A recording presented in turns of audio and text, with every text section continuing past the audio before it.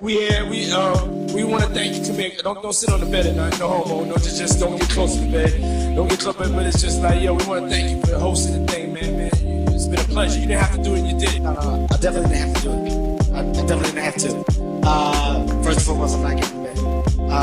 Shout out to him and what he did. I'm just gonna, if we can, just let's just put the camera a little this way, just so we're not. I don't want my shot to even, I don't want it to come close to the bed. I think you've never been to a Diddy party. If you're not dancing, then you got to go. So security, if you see somebody and they not dancing, they got to go. Yeah. Period, point blank. And period, point. Ladies, I need y'all to come in. Ladies, security, if they ain't dancing, they gotta go home. If they ain't dancing, they gotta go home. I'm not gonna have a conversation with these lazy bums that'll take a shortcut at any point. Yes, it's easier for you to choose than to get in the gym, but you don't get to bring that body in here talking crazy. Talk about how good you look. What? No, there's too many comics out there that are putting their life on the line to tell you. Okay. There's growing speculation that Kevin Hart might be facing legal trouble as new allegations have emerged tying him to some of the controversial parties allegedly hosted by Diddy, including the now infamous 2010 gathering where disturbing claims have surfaced. Reports suggest that Kevin Hart attended several of these so-called freak-off parties, some of which have been linked to troubling behavior involving minors. One particularly disturbing claim centers around a 2010 party in a New York hotel room, which Diddy allegedly invited Kevin to attend. This has raised eyebrows, especially given recent court testimony from Cassie, who stated that many of Diddy's most disturbing parties happened in New York hotels. It's being alleged that Kevin wasn't just a guest at these events, he may have even been involved in filming them for Diddy. At the time, Kevin was still trying to break into Hollywood, and some, including comedian Cat Williams, have implied that Kevin was willing to do just about anything to climb the ladder in the industry.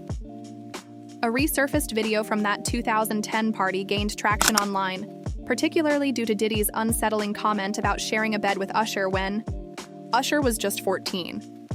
Although Diddy... My brother right here from day one, we used to wake up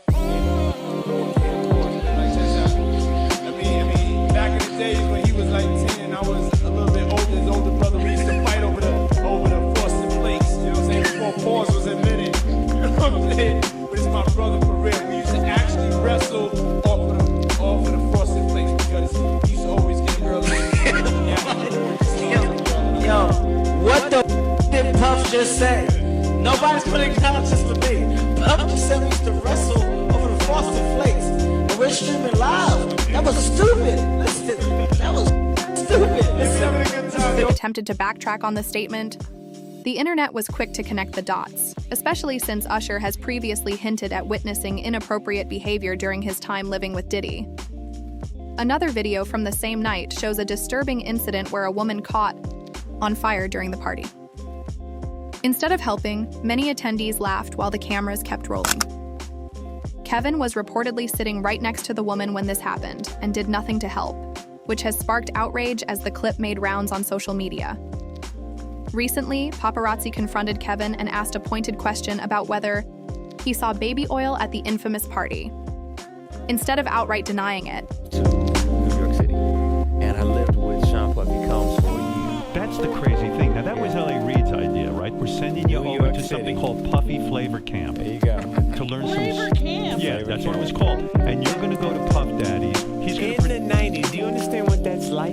Puffy's place was like just filled with chicks and like nonstop, right? No, not really. I Come mean, on. Yeah, but you were 13. What were you I seeing? went there to see the lifestyle. Right. And I saw it. And it was but I don't know if I could indulge and understand what I was even looking at. It was pretty wild. So nobody tried to change your parents were Everything okay? blush. They ain't know nothing about this. Oh. I was having a good time. You know what I mean? Does he have you doing any chores? Are you doing dishes at all? I mean, did it keep you humble somewhat? Or are you just like, can you stay up till 4 in the morning with them and party? I mean, I could. You're a dad now. Would you ever send your kid to Puffy Camp? Hell no. Kevin dodged the question, simply saying the reporter was asking the wrong questions. This ambiguous response has only fueled speculation. While Kevin Hart has publicly distanced himself from Diddy, the resurfacing of old videos and new allegations has many people questioning just how deep his involvement really was. Public scrutiny is intensifying, especially as we have a scene like this, you gotta bring balls with you. As you see, it's female friendly. We got a lady female. She's that's what I call it. I'm not jumping the tongue myself. Once everybody gets out, just being late. Doing what I do best. Got the camera. Diddy's legal situation becomes more serious. Interestingly, Kevin has a history of acting nervous or evasive whenever Diddy's name comes up. He often avoids questions about their relationship entirely, pretending not to know what reporters are talking about. For example, not long ago, Okay, when you hosted for Diddy, did you catch any baby oil? I hosted for Diddy too. Ask the wrong person the wrong question. Kevin abruptly shut down all the vegan restaurants he had opened across the country. When asked by paparazzi why he made that decision, he was quick to answer and remain cheerful. However, the moment they brought up Diddy, his demeanor changed instantly. He stopped responding, his smile vanished, and he looked visibly shaken. Seconds later, he got into his car and sped off without saying another word. The sudden shift was obvious and unsettling. Another viral moment came from an interview Kevin did with Mark Wahlberg. During the Kevin, bro, why did you close your restaurant? Bro, why didn't you make a soul food restaurant? You should have made a soul food restaurant. Yeah, what happened? Well, run, guys. Why you make vegan food, bro? By the way, this is my new thing to do. Why you make vegan food? Paparazzi, I make them job. Let's go this way. My guy. So why the vegan food? Why the vegan food over soul food? Thank you very much. All right, now go. Why the vegan food over soul food? Your restaurant closed. What happened? Why you say it's closed? So stop saying it's closed, guys. Business is business. You don't stop business. You pause business. Okay. It's just a moment. Okay. What about Diddy? What about Diddy? Can you talk about Diddy? What happened with Bieber and just Diddy? My God. Thank you, man. Fried chicken. conversation, Mark started to mention Diddy, but Kevin quickly cut him off and steered the discussion in another direction. Many viewers felt it seemed like Mark was about to reveal something significant, but Kevin clearly didn't want the topic to go any further. These red flags have led many to recall earlier warnings from comedian Cat Williams, who famously called Kevin out for allegedly selling his soul to the industry in exchange for fame and success. One example Cat pointed to was when Kevin publicly stated that, as a black man, he would never wear a dress on television, only to appear less than a month later on Saturday Night Live wearing a dress and wig.